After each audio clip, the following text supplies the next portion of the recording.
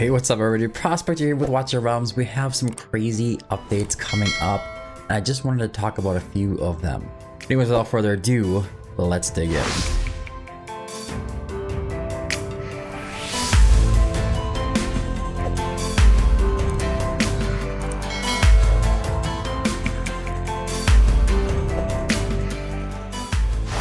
Alright, so first off, if you want to check this out yourself, you're very welcome to do so. It's very easy to find. You hit the little hamburger menu here and you hit this little scroll or page here. You can come down to all these updates that are coming up, and there's a whole bunch of stuff happening right now. The first thing is you're gonna notice that you have the Drake's Chasm drop adjustments on this first page here, which is gonna have to do with the legendary Soulstone Shards, and I know that's a big controversial topic. If you're interested in my opinion on it, I'm just make it really short and sweet. I think that 1200 is a little high, but I also think that having some kind of guaranteed legendary soulstone is better than nothing, and I appreciate them at least sharing with us how this is going to work. And I don't know what else to say about it. You can be upset about it because it seems like it's crazy, but at least there's something coming in, and there is chances to get it. I guess every 6 to 8 months is probably going to be ideal, because you're going to have some lucky days and you're going to have some unlucky days. But essentially, you get so many per guild boss run that you do, and from that, at a certain amount of time, you're going to actually end up accumulating 1200 total, and that's going to bring you to able to craft yourself a soulstone.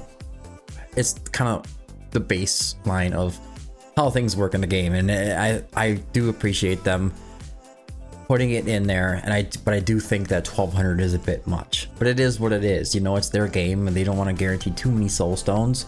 They want to have some in there, and I understand that, and we're kind of at their leisure, right? We can complain about it and maybe they change it, maybe they don't, but it is what it is. That's kind of what I'm going to leave it at. We do have the update announcement here where the server will go offline on the 13th, which is a few days from now, so we have some time before this goes up. There's a few things to go over here. With heroes, Raka has fixed an issue where attacks would occasionally behave abnormally when blocking monsters during the ultimate. Okay, Malriks Keep the Dead fixed an issue where HP would occasionally fail to restore when their resentment status was removed. Okay, that's pretty basic stuff. There's a bunch of stuff with Malriks.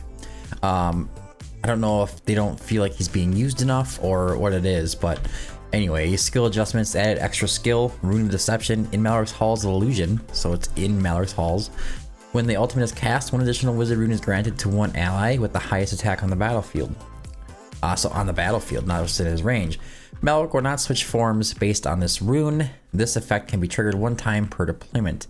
It looks like it's random, but you can try to target somebody on the field if it's the only other unit on the field, I guess.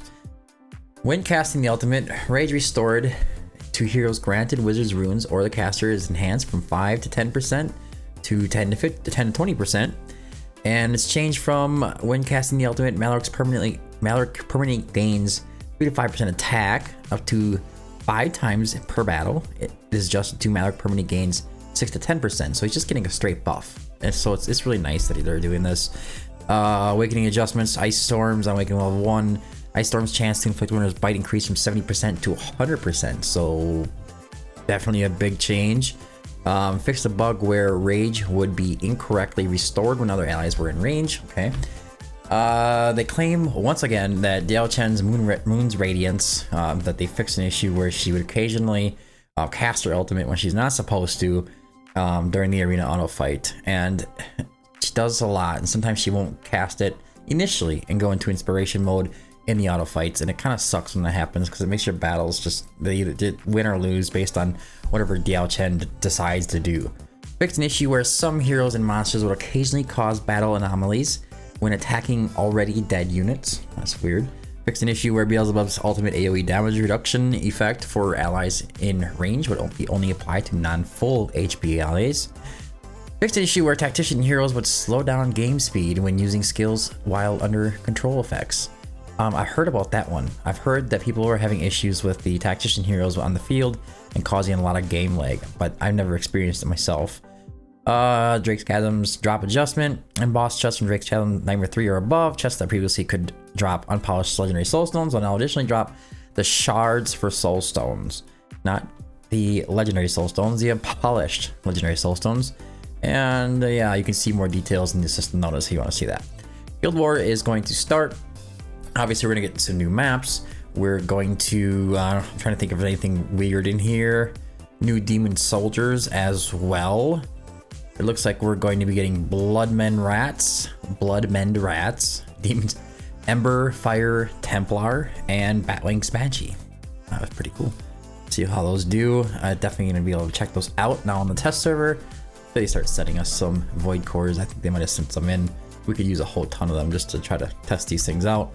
The Guild War revamp, added bot stronghold. This is basically if you don't have somebody in one of the strongholds, it's just going to use a bot to fill that space. So it's in your best interest as a guild or guild leader to make sure that your guild members are full and try to keep your guild as full as possible so you can at least defend it with a real team. Okay, added system attack plans. Yeah, added Guild War challenge chest quests, which can be viewed in rewards claimed in challenge quests. Okay, Titanic Ruins. Gonna add the new boss Zerbus Matrix 1. Unlocked after the guild defeats Semra APOC 2. Can be challenged 2 times per week. Does not share challenge attempts with Semra APOC 1 and 2. That means you get to fight 4 bosses now, or 4 fights in total under the Semra location. So I guess you just call it Guild Boss 2 now because there's different names for them, because now there's Zerbus and there's Semra. Okay. Yeah, so the way it works is you get to attack. It's kind of the same boss, but one takes magic damage, one takes physical damage. It's pretty straightforward. Unlike Semra Apocalypse 1, 2, and 1 and 2, which have an unlimited duration, Zerbus Matrix 1 has a challenge time limit. Requires configuring 1 team of physical heroes and 1 team of magic AoE attack, totaling 20 heroes for the challenge. These 20 heroes will be locked with their gear after starting each assault. So if you do the magic set first, you're going to have to, or you're not going to be able to use the heroes on the next set for the physical DPS side. So heroes like Eloin and Irlis and stuff like that won't be able to be double used. Aelin, you're going to have to try to figure out a comp. And it's going to be a lot of thinking and a lot of work to try to figure it out. But once you get it, you should be able to, you know, work things out and be right there pretty much where everybody else is, and which is not much. The boss is way overtuned as of right now. I'm still kind of surprised that they're planning on releasing it as it is. Anyways, the core combat element is AoE DPS. Optimize the reward, claiming experience in Titanic Ruins. Okay. It was really slow. You couldn't skip, so I'm assuming you can just skip and go through the end of it. Others, reduce drop rates of 5-star psychic powers and gold from Malriks chests. Increase the drop rates of smoldering scale and sanguine fabrics. Other reward drop rates remain unchanged. So yeah, we don't want so many 5-star psychic powers coming out of Malriks Trials. It's ridiculous. And gold. By the time we're really challenging Malriks Trials, we don't need gold and we don't need 5-star psychic powers. We have too much to work with. I will say from personal experience that I have so many level 50 heroes just waiting to be fed. And I don't know, I think I have like 600 or something 5-star psychic powers, maybe higher than that. I don't know. There's just way too many. Don't need them to be dropping so often. And Malriks Hall's Illusion, the stage countdown extended from 90 seconds to 180 seconds. Added new faction trial star rewards. Okay, fixed some display bugs in the storage. That's always good. I love that storage feature, by the way. It's been a blessing, honestly, since we've gotten this storage feature added to the game. It's one of my favorite things that they've done, to be honest with you. It was such a nuisance to deal with any of your gear in the past. Added status indicators after filtering, or artifact common augmentation and advanced augmentation. Added a consecutive augmentation feature that stops automatically when attributes reach maximum values. So you're going to be able to augment 10 in a row. You know, it's just there, click it, click it, click it, click it, click it, click it, over and over and over again for 1 at a time. You can set it to go to 10. If it reaches out max, it's going to stop prior to 10 is what they're saying. But yeah, you're going to be able to do 10 at a time, if I remember correctly, or just kind of just let it go and try to get as far as you can get. Yeah, I think that's the way it was on the test server when I last looked. Commanders who newly unlock Demon Soldier can claim 1 complete each of Demon Soldier, Fallen Templar, Axe Slaughterers, Scalekin Shaman, and Ghoulhound upon unlocking. Commanders who have already unlocked will receive compensation via mail. Starting from 1020 Yep, Dwarven Association Awakening Shop will offer one additional legendary hero soulstone every 2 weeks, which is pretty cool. If you have duplicates or whatever, you start getting up your legendary awakening tokens, and you can either buy those, use those for demon soldiers, or there's plenty of other things in there, but mostly demon soldiers, legendary skill crystals, and it looks like now they're adding some more hero soulstones in there, which is pretty useful.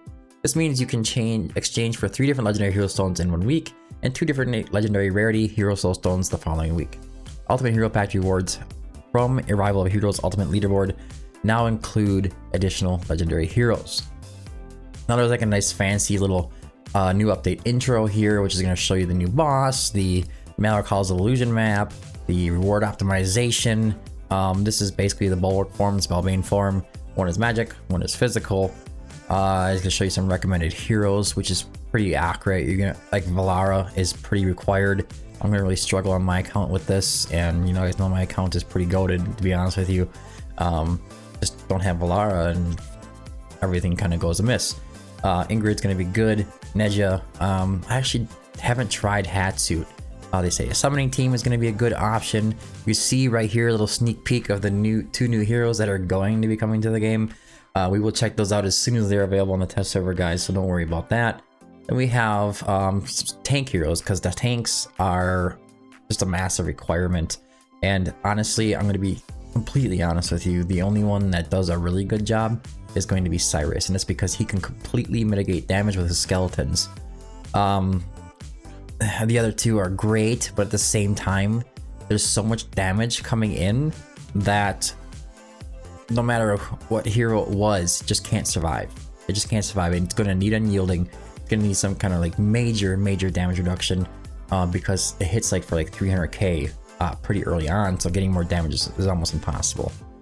Rewards preview. So number of mech fragments obtained from challenging Zerbus' spellbane form and bulwark form will be calculated cumulatively. Like similar additional rewards can be obtained after defeating Zerbus. So you're gonna be able to get the evolution gems, the variant gems, the transmutation gems, recasting hammers. There's a lot of good stuff on here. Actually, having these 3 up here is really neat, because they're really hard to get out of Malriks Trials. Not that they're going to be easier to get out of Zerbus, to be honest with you. We have the new map from the Malriks Trials, or Malriks Halls, I should say. I forget what it's called. Oh, it's called the Heart of the Volcano. I did do a video on this, so if you want to check that out, feel free, guys. It's going to be... just type in the Heart of Volcano prospector in YouTube, or just go to my channel and search in Heart of Volcano.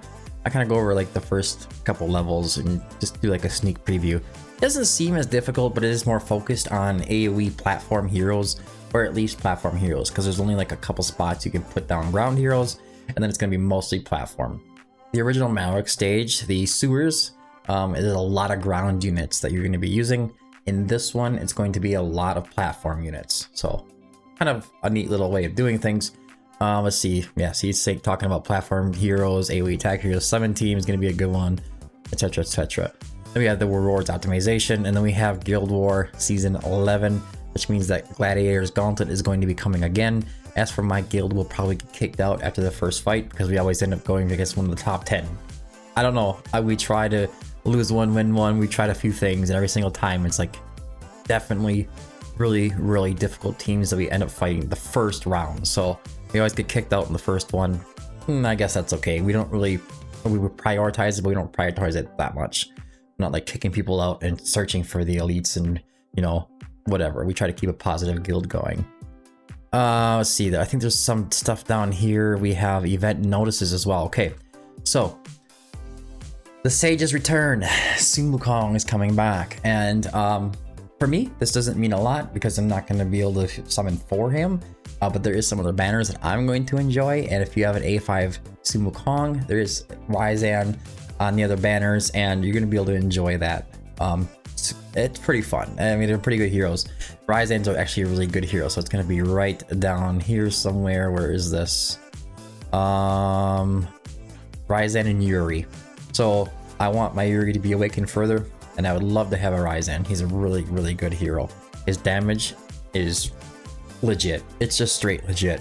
And that's pretty much what he is. He's just a big old DPS unit, just pumping out damage, guys. And also, if you are a little new, Daimos and Navras are both great epics if you try to target those guys. Something to keep in mind.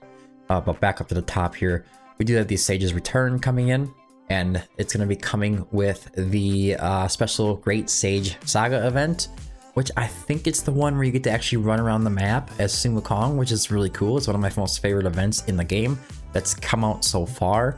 And the boss is actually quite fun too, so that's something to keep in mind. There's a bunch of details in here about what happens to your extra stuff and whatever. Lotus Expector intro, event rewards, stuff that you get. It's saying Golden Cudgel is going to be available in the shop, I'm assuming. Event exclusive chat bubbles and the avatar border. Other rewards, get gear recasting hammer, and well, I mean, just a whole bunch of stuff you can see on the screen. Infernal sign in, just some free stuff, which is cool. Rare summoning crystals, I always like that. Hero emote choice bundle, pretty cool. Monkey versus Goblin, not my favorite thing. Trying to be really fast. Bounty challenge is going to be in there. Lucky roulette. Sage's invocation. This is going to be where we're going for Sun Wukong, and for some reason the epic hero is Selkath. You know, they should probably, I don't know what they should put on there for an epic anymore. Maybe Iona or maybe Dolores, but Selkath. So you're gonna get a lot of awakening tokens in the epics category, and then we have some time limited special events. So the ancient summoning is going to be Rygar and Cornelian. Pretty cool. That is something to keep in mind, that Rygar is actually pretty legit in certain things. So he's gonna help you out really good in Abyss 1 and Apoc 2 particularly, and then with Carnelian it's mostly in Apocalypse, so Semra. But she's also very useful in the new boss, so keep that in mind as well. Now it has some information about Ryzan, and you can't really see his kit or anything like that, but I do want to bring up that you can if you go over to prospector.gg. So I have it on here. You just go to prospector.gg, and in the top left here you can just search, type in Ryzan's name, just hit enter, and it's going to bring you right over to the hero, and you can see his kit, you can see everything. Give you a test server warning because he's not technically global yet or released yet. So all this information could be changed upon release, but at the time, it's gonna get you what you need to know pretty much. But you can see there's not really anything special going in here as far as like utility or anything like that. It's just pure raw damage coming out of Ryzan. And as far as a single target hero, his damage is extremely legit, guys. There's not much more I can say about that. You can see as far as his health goes, he is in the 98th percentile. Attack, he is #1 in the marksman category as far as having attack, sitting at 4923, and as well as defense at 1144, and as well as magic resistance at 1177. His cost is a little high, but you know, it kind of is what it is. Let's see, if you go overall, things change a little bit. Not really that big of a deal, but we have the awakenings over here. I don't know if Sebastian's put the VP in yet. Not yet. I'll have to talk to him, get that in there. Ratings for stages, you can see he's pretty useful. All-arounder, free, 3.5 star. If you go over to video, you can see, you can check out my video for him as well, and you know, see what I did for testing. There was some pretty good testing going on with Ryzan, and basically just testing out his damage in Guild Boss, and it was pretty legit. It's about the same, I want to say at A1 he was keeping up with an A5 Sun Wukong within like 20%. So that's pretty crazy if you think about it. But anyways, guys, I think that's it for today's video. I hope you found it helpful. Always check out Smile1. If you're going to use it, please don't use my link at smile1.prospector.gg. You can also find it in the top right corner of the website. It can just kind of linger over there. Click on that. You can check out the bundles. You can check out whatever is going on with W Gold, top of events, all of that good stuff, guys.